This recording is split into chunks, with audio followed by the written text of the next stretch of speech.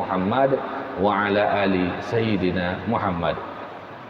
Bapak Ibu dirahmati Allah, kembali kita lanjutkan kajian kita dari kitab Nasaihul Ibad. Dalam sebuah riwayat qila auhallahu ta'ala ila Uzair an-Nabi, disebutkan bahwasanya Allah Subhanahu wa ta'ala pernah mewahyukan kepada Nabi Uzair. Bapak Ibu tahu Nabi Uzair?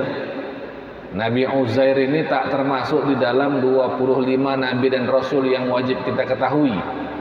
Tetapi di Al-Quran terdapat nama beliau.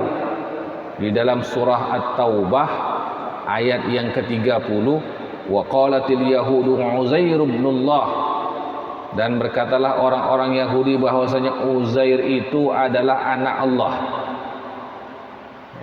Kalau kita membaca tafsirnya tentang Nabi Uzair ini, kenapa sampai bisa dikatakan sebagai anak Allah oleh orang-orang Yahudi?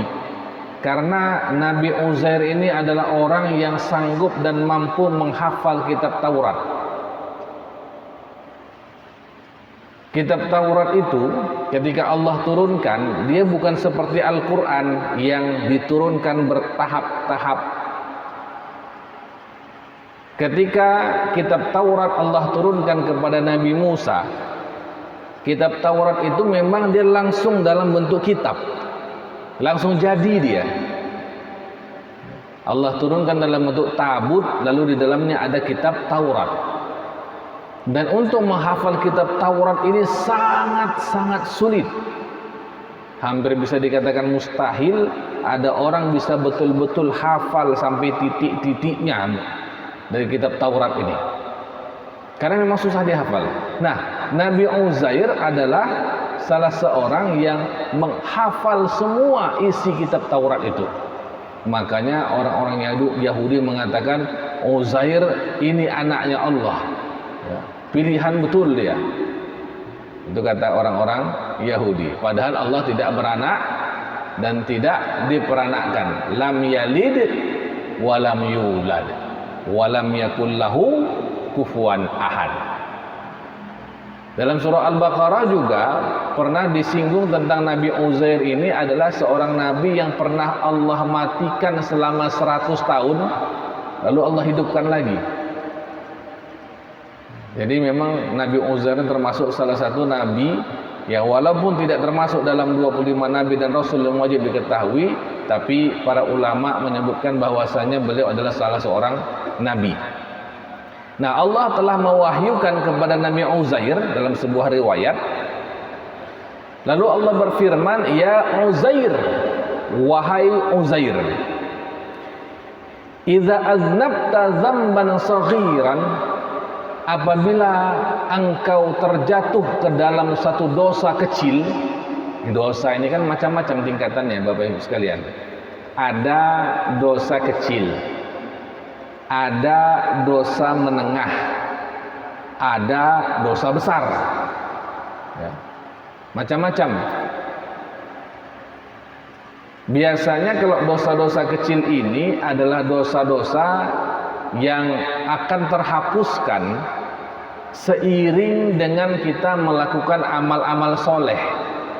Misalnya ketika kita berwudu, maka setiap kali kita berwudu, anggota tubuh kita yang terkena basuhan air wudu, maka akan luntur dosa-dosanya.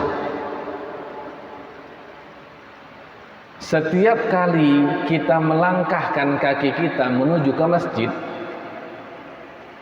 dalam hadis disebutkan satu langkah, maka langkah itu mengurangi satu dosa. Ini masuk ke dalam kategori dosa-dosa kecil.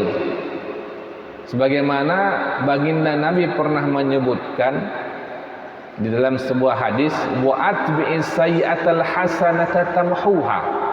Ikutkanlah dosa ataupun perbuatan yang buruk itu dengan perbuatan yang baik, maka perbuatan yang baik itu akan menghapus perbuatan buruk tadi. Artinya pahala yang kita lakukan, amalan kebaikan yang kita lakukan akan menghapuskan dosa-dosa kita. Dosa yang mana? Dosa kecil. Ya. Dosa pandangan mata. Dosa-dosa kecil itu. Ya.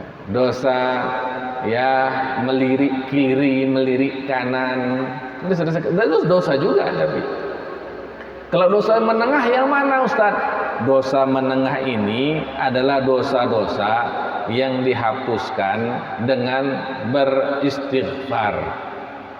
Ini biasanya seperti kita itu menggibah orang lain. Menggibah ini masuk dosa kategori sedang. Sedang menuju ke besar dia. Ya. Mencaci orang lain, memaki orang lain, itu masuk kategori dosa-dosa sedang menuju berat. Nah, kalau dosa-dosa yang besar adalah dosa-dosa yang mana orangnya ini kalau mau terhapus dosa besar tersebut harus dengan taubat. Wah, ini dosa-dosa kelas berat ini. Membunuh, ya, berzina, mencuri, itu dosa-dosa besar tuh.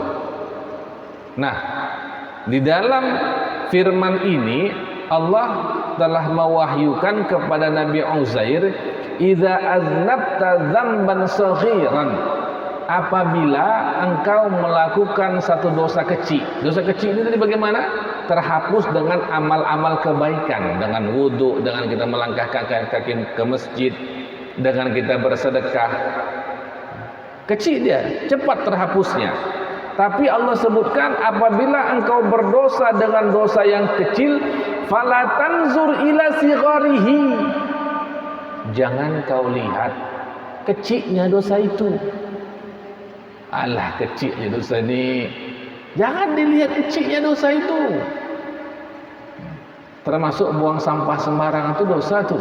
Ya, dosa kecil dia. Kenapa? Mengotori. Ya. Mengotori. Dosa, tapi dosa kecil. Tapi jangan dilihat sepele, alah. Cuman dosa kecil aja, Bu. Jangan. Ya. Wanzur ila man aznabta lahu. Akan tetapi kau lihat kepada siapa engkau melakukan dosa itu. Kepada siapa kita melakukan dosa? Kepada Allah.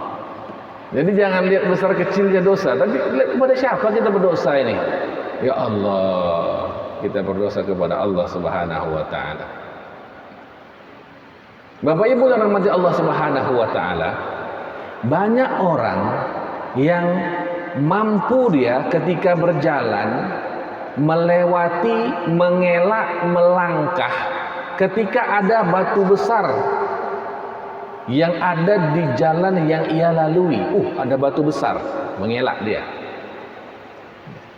Tetapi banyak orang yang tergelincir, terpleset, tersandung gara-gara batu yang kecil. Gara-gara pasir. Pasir itu kan licin, kepijak dia. Kecil, tapi dia terjatuh. Ada batu yang besar, dia bisa mengelak. Begitulah permisalan dan perumpamaannya Bapak Ibu sekalian. Jangan lihat dosa ini kecil aja nih, tidak apa-apa saya kerjakan. Jangan. Kita memang nggak mungkin lepas dari yang namanya dosa, tapi tidak boleh menyepelekan dosa.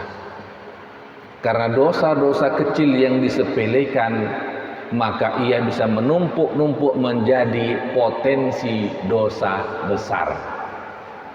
Jangan ditumpuk. Maka ini adalah yang disebutkan oleh Allah Subhanahu wa taala kepada Nabi Uzair.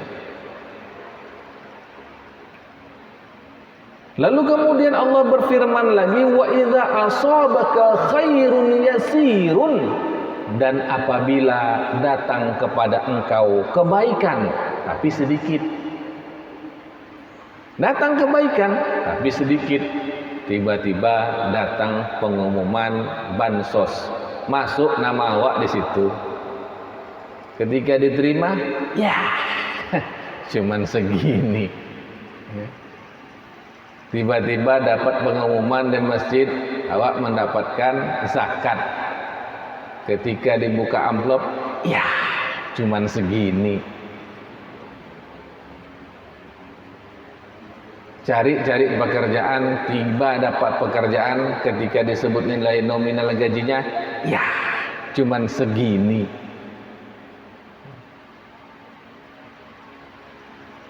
Allah sebutkan kepada Nabi Uzair, apabila engkau mendapatkan kebaikan tapi sedikit, fala tanzur ila sigharihi, jangan kau lihat kecilnya berapa itu yang dapat itu, jangan dilihat yang itu. Wanzur ila man razaqaka, tapi lihatlah kepada siapa yang memberikanmu rezeki itu. Siapa yang memberikan kepada kita rezeki? Allah. Bapak Ibu yang rahmati Allah Subhanahu wa taala, ayo coba sebentar. Yang memberikan rezeki kepada kita yang sedikit itu siapa? Allah, Ustaz. Yang memberikan rezeki yang banyak kepada Raffi Ahmad siapa? Allah juga kan. Gak beda Tuhan kita sama Tuhan dia kan? Maka jangan lihat kecilnya rezeki yang Allah takdirkan kepada kita, karena memang Allah telah menyebutkan di dalam Al-Quran bahwa Allah akan membukakan rezeki bagi sebahagian dan akan menyempitkan bagi sebahagian yang lain sebagai bentuk cobaan. Tuhan yang memberikan rezeki kepada kita tapi sedikit, itu adalah Tuhan yang sama memberikan rezeki kepada si Raffi Ahmad yang sudah punya uang miliaran itu, sama. Jangan lihat kecilnya, tapi lihat siapa yang memberikannya. Apa tak mampu Allah memberikan kepada kita rezeki yang sama besarnya dengan si Raffi Ahmad? Apa susah bagi Allah? Apa miskin kali Allah? Tidak. Allah memberikan kepada kita dengan pemberian yang dosisnya paling tepat. Dosisnya paling tepat.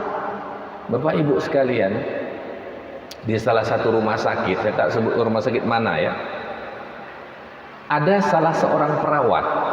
Dia perawat, tiba-tiba kena DBD, demam berdarah. Saya yakin bapak-bapak, ibu-ibu pernah ini kena demam berdarah kan? Biasa demam berdarah tuh, demam 4 hari, turun trombosit, naik lagi kan begitu, menggigil. Nah, ada perawat, dia kena DBD, tapi dia nggak mau berobat Pak.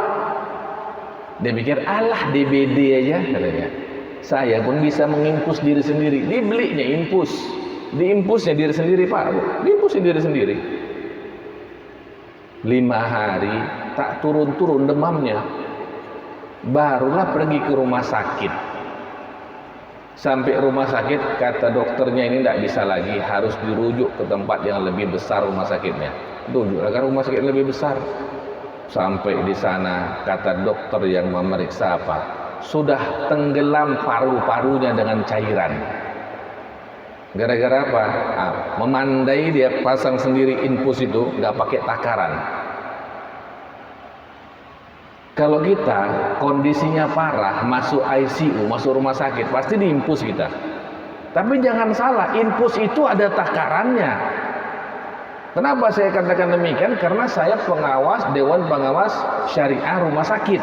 Jadi tahu betul ada hal-hal tertentu. Ini semua Ustaz harus sesuai dengan dosis, tidak sembarangan. Semua ada dosisnya. Berlebihan bukan sembuh, malah tenggelam paru-parunya. Akhirnya yang perawat tadi meninggal. Meninggal Pak. Meninggal. Inna lillahi wa inna ilaihi raji'un. Nah, sama seperti itu, dosis itu harus tepat. Siapa yang paling tahu dosis rezeki yang paling tepat untuk kita? Tak lain dan tak bukan, dialah Allah Al-Alimul Khabir, yang maha mengetahui segala sesuatu dengan detail. Maka kalau kita pahami ini, sebenarnya kita nggak perlu terlalu banyak protes.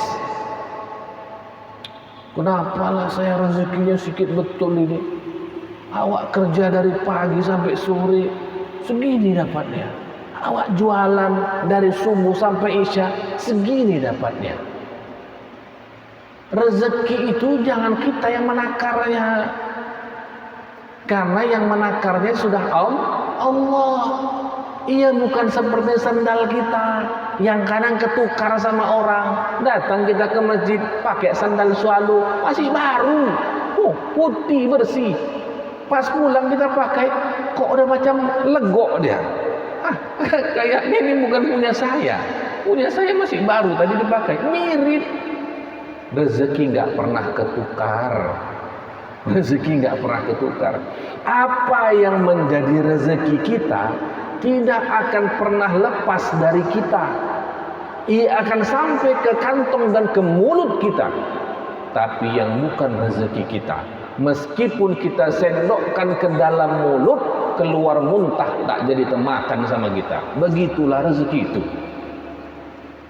Maka Allah sebutkan kepada Nabi Uzair sebagai bentuk tausiah atau wejangan kepada umat. Kalau dapat rezeki sedikit, jangan disepelekan. Jangan anggap alah cuma segini. Yang di sana banyak. Ya Allah, ya Rabbi, ya Rahman, ya Rahim. Jangan pernah menakar rezeki orang. Karena unik namanya rezeki.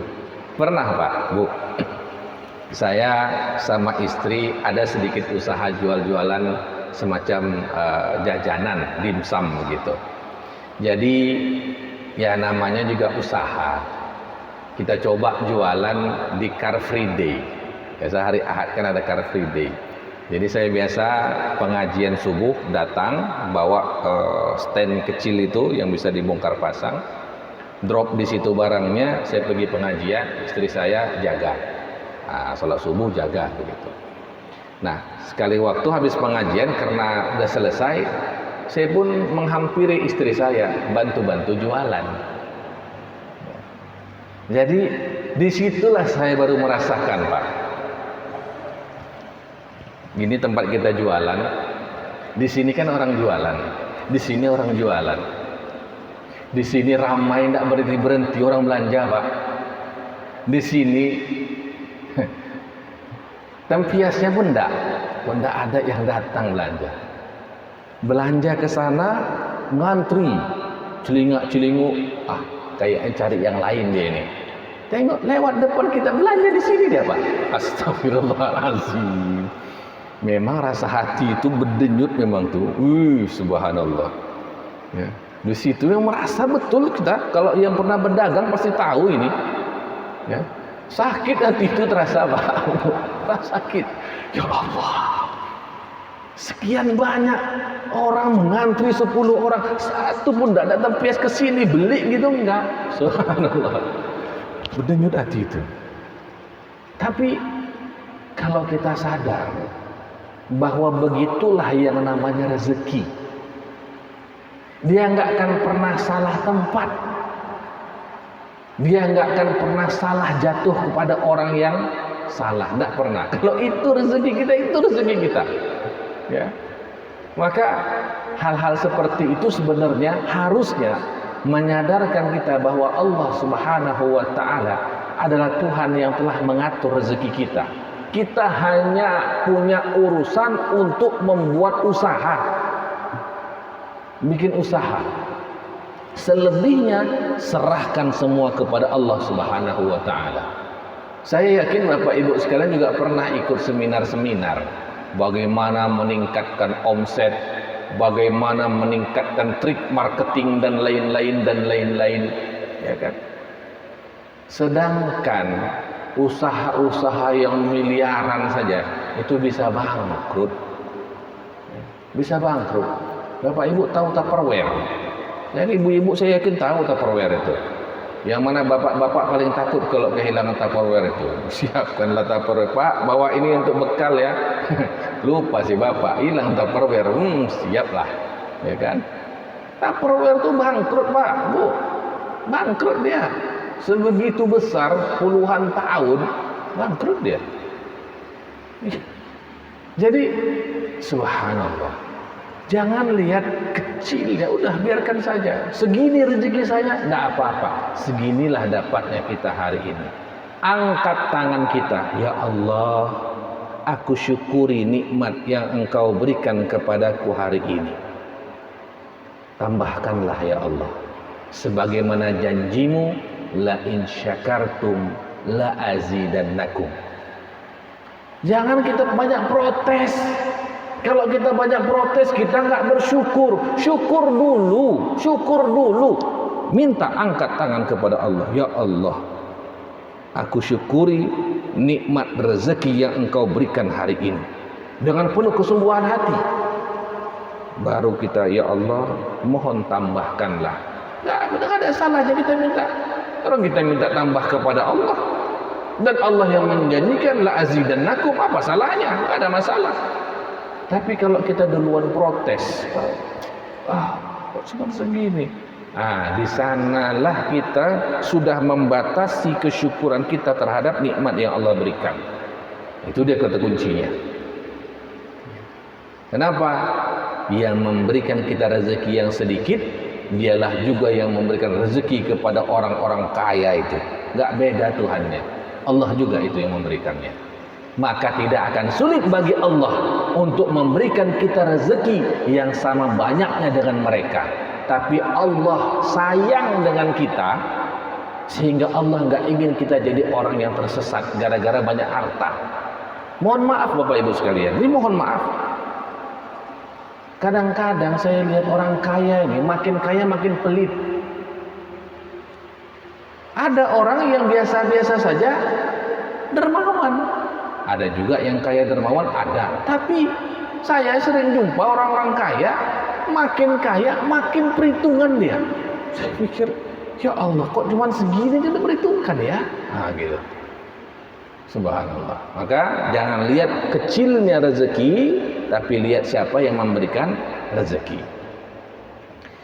Lalu kemudian, wa idza asabaka baliyatan, apabila engkau ditimpa satu musibah, fala tashkuni ila khalqi, jangan kau coba-coba untuk mengadu kepada makhlukku tentang aku. Itu kata Allah. Kalau aku memberikan engkau cobaan, jangan coba-coba kau mengadu kepada makhlukku tentang aku. Dapat ujian cobaan kita, Pak, ngomong kita ke tetangga, inilah Bu ya, Allah nggak adil kali, saya sudahlah susah dapat suami orang susah, kena PHK, kok tega kali Allah sama saya ya. Kita ngadu sama tetangga kita. Bapak Ibu sekalian, memangnya tetangga kita bisa buat apa? Ya. Apa bisa dia bantu kita? Enggak juga. Jangan kita mengeluh kepada makhluk atas takdir yang Allah berikan kepada kita, atas ujian dan cobaan kepada kita. Masyarakat kita tuh enggak sebaik itu, Pak, Bu. Enggak sebaik itu masyarakat kita. Ketika kita mengeluh di media sosial, contohnya kita bikin di status, ya Allah, betapa malangnya nasibku, begini begitu, dibaca banyak orang. Apa Bapak Ibu berpikir bahwa sekian banyak orang yang baca itu lalu mereka bersimpati, lalu membantu? Masyarakat kita tidak sebaik itu. Kalaulah masyarakat kita sebaik itu, masjid ini penuh. Karena hanya orang-orang yang penuh keimanannya, yang benar-benar menganggap saudaranya yang lagi susah mesti dibantu. Seperti dulu Muhajirin dan Ansor. Orang Ansor melihat, oh saudara saya Muhajirin perlu dibantu, ambil setengah harta saya, ambil, ada 2 rumah saya, ambil 1 rumah saya punya 2 istri, ambil 1 istri saya. Itu orangnya sudah penuh keimanannya. Masyarakat kita masih banyak kosong. Lalu kita berharap masyarakat akan bersimpati kepada kita, membantu kita. Nonsens, omong kosong. Yang ada mereka menggibahi kita. Bahkan ada mungkin yang mensyukuri kita. Rasakan. Iya. Maka kita tidak perlu kita mengunggah-unggah situasi kita mungkin yang sedang diuji oleh Allah. Diuji sakit, diuji ekonomi, diuji bertengkar dalam rumah tangga, diuji dengan anak, diuji ini, diuji itu. Tak perlu kita angkat ke media sosial, kita mengeluhkan hal itu kepada makhluk. Gak perlu. Lalu bagaimana kalau memang kita mau mengeluh, mengeluhlah langsung kepada Allah. Kata Allah Subhanahu wa taala, "Kama la ashkuka ala ila malaikati idza su'idat ilayya musawwika." Sebagaimana aku tidak mengadukan kepada malaikatku kejelekan-kejelekan perbuatan kamu, kata Allah. Allah tahu buruknya kita. Tahu, tapi Allah tidak pernah mengatakan, "Oi malaikat-malaikat, tengoklah tuh si Suryani itu buruk betul perangainya itu." Tidak pernah Allah begitu. Bahkan Allah tutup aib kita, bukan begitu? Kita salah, namanya manusia. Pernah khilaf, ya pernah. Tapi tertutup, tidak ada yang tahu. Allah biarkan itu antara kita dengan Allah Subhanahu wa taala. Maka tidak perlu kita mengadukan apapun ujian dan cobaan yang Allah berikan kepada kita untuk kita mengeluhkan kepada makhluk Allah. Kalau sekarang memang media sosial, ya kan, bikin status, bertengkar suami istri, bikin status, ya, bikin statusnya sok bijak pula itu. Kopas, cari dulu nasihat, misalnya, ini suami istri bertengkar, maka status si istri dia cari dulu di internet tuh nasihat untuk suami, ya kan? Suami yang soleh adalah suami yang bersabar kepada istrinya, yang mengayomi, mencukupi nafkahnya dan lain-lain. Dibuat begitu, menyindir suaminya. Suaminya pun tak mau kalah, dicari juga di internet. Istri soleha adalah istri yang taat kepada suaminya, mendengarkan apa kata suaminya, bersabar atas apa yang mulailah perang di situ. Orang lihat, bukan tak melihat, orang tahu Pak. Baca status kita bukan tak baca. Diam-diam dia mereka baca juga. Mulai, ulan itu lagi bertengkar sama istrinya itu. Ibu-ibu pun begitu. Jeng tahu nggak Jeng? Tuh ibu tuh lagi bertengkar sama suaminya. Kok tahu Bu? Statusnya. Status ibu lah itu penyebabnya. Menyebar ke sana sini berita ibu sedang bertengkar sama suami. Itu. Ya. Efek-efek seperti ini mungkin kita melihatnya alah cuman begitu aja, Bapak Ibu sekalian. Coba. Kita kan sering juga nonton TV, sering juga baca berita para artis, ya kan? Ya. Artis-artis itu kan begitu. Ya, beginilah, begitulah, ketika mereka posting tentang sesuatu, itu langsung dibaca orang itu. Oh, ini sedang begini, sedang begini, sedang begini. Lagi bertengkar, datanglah infotainment, ya, mau wawancarai sana sini. Padahal bertengkarnya kecil aja tuh sebenarnya, tapi gara-gara infotainment jadi besar, di blow up, mau rujuk pun susah. Itulah infotainment jahatnya itu, mau rujuk pun susah. Kenapa? Udah kadung gengsi, ya kan, udah bikin status, ya.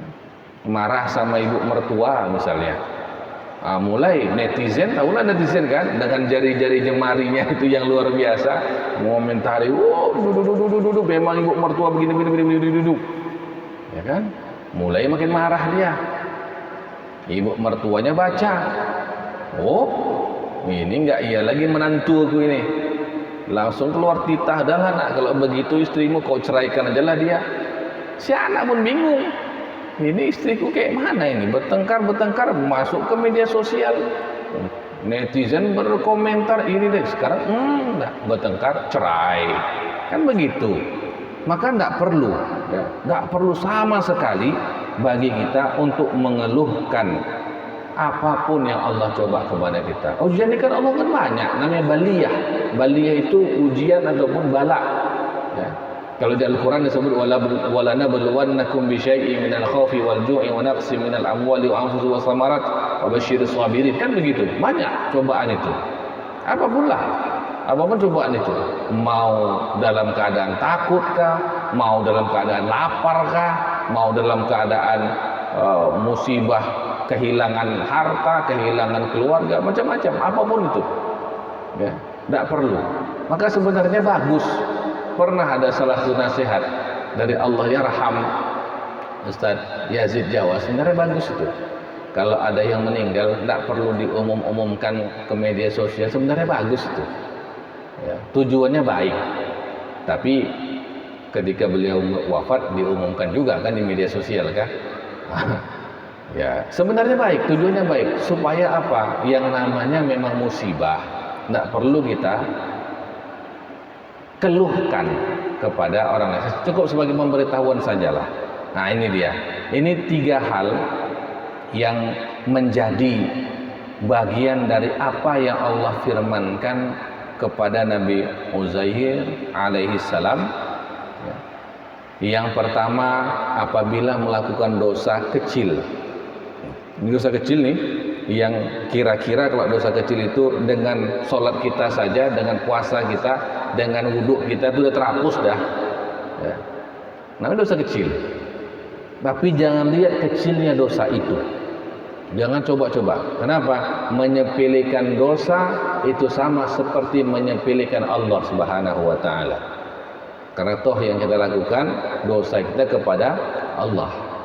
Yang kedua, ketika mendapatkan nikmat, dapat rezeki, dapat kemudahan, jangan dilihat kecilnya rezeki itu. Jangan dilihat kecilnya kemudahan itu. Tapi lihat siapa yang telah memberikan kita rezeki itu. Dialah Allah yang telah memberikan kita rezeki. Dialah Allah yang maha memberikan kepada siapapun yang dia kehendaki rezeki tersebut. Sabar kita, percaya kita bahwa Allah tidak akan salah memberikan rezekinya kepada kita. Lalu yang ketiga, apabila datang satu ujian, cobaan, maka jangan kita mengeluh tentang cobaan itu kepada makhluk, kepada tetangga, ya, apalagi kepada media sosial. Enggak perlu. Angkat tangan kita kepada Allah, minta kepadanya. Lebih baik lagi kalau kita tundukkan kepala kita, sujud kita ke bumi, berbisik kita agar bisikan kita itu didengar oleh Allah Subhanahu wa taala. Itu lebih bagus lagi. Karena memang tidak ada yang dapat mengubah yang ada di muka bumi ini kecuali atas izin Allah. Musibah yang kita dapatkan Allah sudah takar itu. Tidak mungkin lebih daripada batas kemampuan kita. La yukallifullahu nafsan illa wus'aha. Enggak akan lebih. Pasti pas dia. Memang iya, namanya ujian cobaan itu, dia sampai pada batas kesabaran kita yang paling akhir, paling ujung dia. Sampai di situ. Sampai di batas ujung itu datanglah pertolongan Allah. Jadi kalau belum sampai ke situ masih dituntut kita sabar memang. Tapi sampai udah pasrah, lillahi ta'ala, pasrah.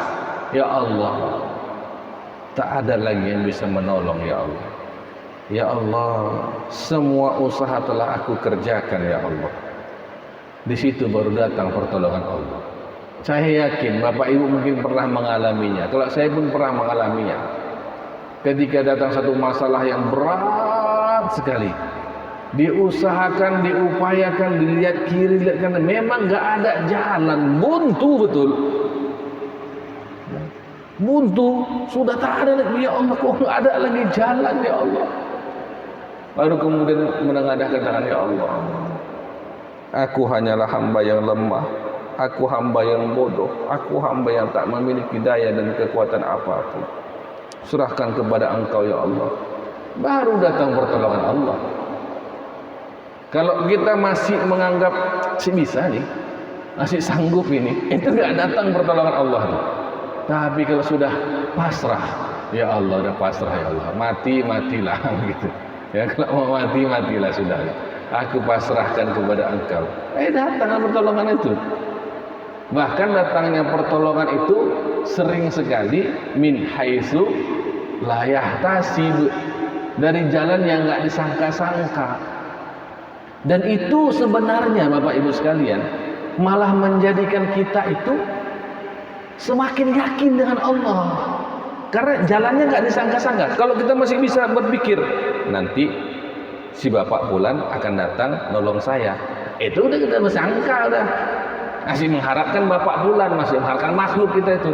Tapi kalau tiba-tiba nggak ada angin, nggak ada hujan, tiba-tiba ada orang datang menolong kita, nggak ditanya-tanya, nggak pakai tanya ini tanya itu, kenapa, ada apa, langsung dibantu begitu saja. Siapa sih yang seperti itu? Mana ada, kecuali atas petunjuk dari Allah. Maka itu semakin menguatkan iman kita kepada Allah Subhanahu wa taala. Maka kalau datang musibah kapanpun dia, memang berat pasti berat, memang sakit pasti sakit, tapi la yukallifullahu nafsan illa wus'aha. Yakinlah seperti itu, maka insya Allah kita akan selamat iman kita, selamat kekuatan hati kita menjalani kehidupan kita ini. Baik Bapak Ibu yang dirahmati Allah Subhanahu wa taala, ada yang mau bertanya enggak? Adakah yang ingin bertanya terkait dengan 3 hal ini tadi?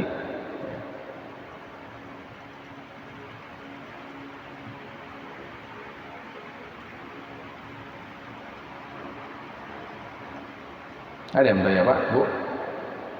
Ada? Tidak ada? Nah, kalau tidak ada kita lanjutkan sedikit lagi.